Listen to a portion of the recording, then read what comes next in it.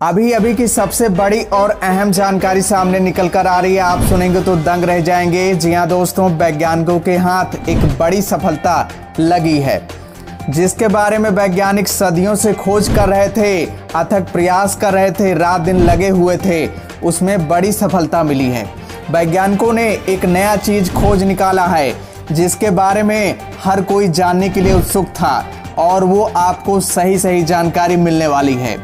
हम आपको सारी जानकारी इस वीडियो के माध्यम से बताने वाला हूं। बस आप लोग वीडियो को ध्यान से देखिएगा। और दोस्तों, अगर आप लोग चैनल पर नए हैं तो चैनल को सब्सक्राइब कर लीजिएगा और वीडियो को लाइक करिएगा और ये जानकारी सभी तक पहुंचा दीजिएगा। दोस्तों, ये खबर आने के बाद इसरो ही नहीं, नासा भी हैरान है। चाइना तो पूरी तरह से पगला ही गया है, क्योंकि इस खोज के बाद हर वैज्ञानिकों के अंदर एक नई किरण जाग उठी है। जी हाँ, वो जो खोज कर रहे थे उसमें एक नई सफलता मिली है। इससे वैज्ञानिकों में कॉन्फिडेंस बढ़ चुका है। उनमें विश्वास हो चुका है कि जिस राह पर मैं चल रहा हूँ, इतना पैसा लगा रहा हूँ, समय लगा रहा हूँ और सारी चीज़ें मैं रात दिन मेहनत कर रहा हूँ, उसमें हमें सफलता मिल रही है। आगे हमें और मेहनत करना चाहिए, हमें सफलता जरूर मिलेगी। हमें एक नया मुकाम मिल चुका है। दूसरे ग्रहों पर जीवन की तलाश विज्ञान के लिए बेहद चुनौती भरा काम रहा है, और हो सकता है कि यही काम दूसरे ग्रहों के वैज्ञानिक भी करते हों। ऐसे में वे अपने किसी यान द्वारा धरती पर आ जाते हों तो कोई आश्चर्य नहीं। हम भी तो चांद ग्रह, मंगल ग्रह पर पहुंच गए हैं। हमने शनि पर भी एक यान भेज दिया है। आप किसी न किसी दिन मानव भी उन यानों में बैठकर जाने की हिम्मत करेंगे। यह ब्रह्मांड कितना बड़ा है, इसकी कल्पना करना मुश्किल है। बस यह समझ लीजिए कि इस ब्रह्मांड में हमारी धरती रेत के कण के बराबर भी नहीं है। इस धरती से कई गुना बड़े करोड़ों ग्रह हमारे ब्रह्मांड में मौजूद हैं। सबसे बड़ी बात यह है कि हमारे इस ब्रह्मांड में लाखों गैलेक्सियां हैं। गैलेक्सी को आकाश गंगा कहते हैं। हमारी आकाश गंगा को अंग्रेजी में मिल्की वे कहते हैं, जबकि हिंदी में क्षीर मार्ग और मंदाकिनी कहते हैं, जिसमें पृथ्वी हमारा सौर मंडल और लाखों तारे स्थित हैं। वैज्ञानिक कहते हैं कि जब हमारे गैलेक्सी में ही धरती जैसे लाखों ग्रह होंगे तो निश्चित ही उनमें से कुछ पर तो जीवन ही होगा। वहां पर भी मनुष्य और पशु पक्षी जैसे ही प्राणी रहते होंगे।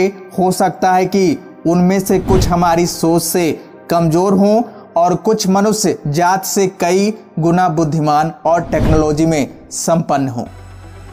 ऐसे ही लोगों को एलियंस कहते हैं। एलियन का अर्थ होता है परग्रहवासी या दूसरे ग्रह का निवासी।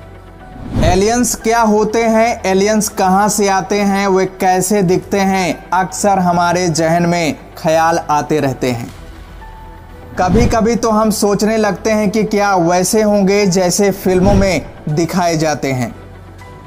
बॉलीवुड और हॉलीवुड की फिल्मों में देखे गए एलियंस देखकर हमारे दिमाग में वैसे ही छवि बनने लगती है। हम सोचते हैं कि उनका अलौकिक जीवन होगा, फिर उनका शारीरिक चित्रण भी वैसा ही करने लगते हैं। बड़ा सा सिर और उसके साथ हरे रंग की बड़ी बड़ी आंखें। सही कहा ना? खैर, जो भी हो, दुनिया भर के वैज्ञानिक में इस वक्त दूसरे ग्रह के प्राणियों को लेकर शोध जारी है। लेकिन इन साइंटिस्ट में ऐसे भी हैं जिन्होंने अपनी शोध में बताया है कि एलियंस कैसे दिखते हैं। एलियंस के लिए रहस्य बने इस सवाल का जवाब देते हुए उन्होंने बताया कि एलियंस अलग नहीं हैं, वे बिल्कुल इंसान की तरह लगते हैं। ऑक्सफोर्ड के वैज्ञानिकों ने इवोल्यूशनरी थ्योरी के जरिए एलियंस लाइफ का पता लगाया है। इस थ्योरी का इस्तेमाल करने के बाद सामने आया है कि उनकी जिंदगी भी उसी तरह चलती है जैसे इंसानों की चलती है। उनकी जिंदगी भी मैकेनिज्म से होकर गुजरती है, जिसके चलते पृथ्वी पर जिंदगी की उत्पत्ति की शुरुआत हुई थी। यही कारण है कि एलियंस कहीं न कहीं हमारी तरह दिखते होंगे। वैसे तो पृथ्वी पर जीवन की उत्पत्ति को लेकर कई थ्योरीज हैं, लेकिन यहाँ दावा किया गया है कि पृथ्वी पर सबसे पहले पैदा होने वाले व्यक्ति सिंगल सेल व्यक्ति रहे होंगे। दोस्तों वैज्ञानिकों को शुक्र ग्रह यानी वेनस प्लेनेट के वायुमंडल में एलियंस मिलने के सबूत मिले हैं। जी हाँ दोस्तों, फास्फीन गैस मिली है। यह फास्फीन गैस जैविक प्रक्रिया या बायोलॉजिकल प्रोसेस से पैदा होती है। इस खोज से ब्रह्मांड में एलियंस होने की संभावना फिर जाग गई है। और दोस्तों आपको बता दें कि पृथ्वी पर फास्फीन गैस ऐसे सूक्ष्म जीवों से बनी होती है जो बिना ऑक्सीजन के जीवित रहते हैं। लेकिन दोस्तों यह बात जानकर आपको काफ़ी हैरानी हुई होगी और आप मन ही मन सोच रहे होंगे कि शुक्र ग्रह तो सूर्य के नज़दीकी ग्रह है और शुक्र ग्रह पर काफ़ी ज़्यादा तापमान होगा। तो दोस्तों आप सही सोच रहे हैं, लेकिन हम आपको प्रमाण दे रहे हैं। दोस्तों शुक्र ग्रह की सतह पर औसतन तापमान 464 डिग्री सेल्सियस होता है, ये सही बात है।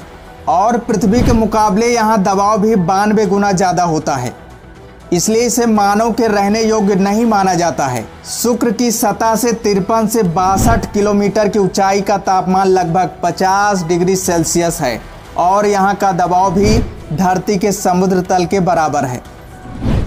यहाँ के बादल अम्लीय हैं, जिसकी वजह से फास्फीन गैस के अणु जल्दी टूट जाएंगे।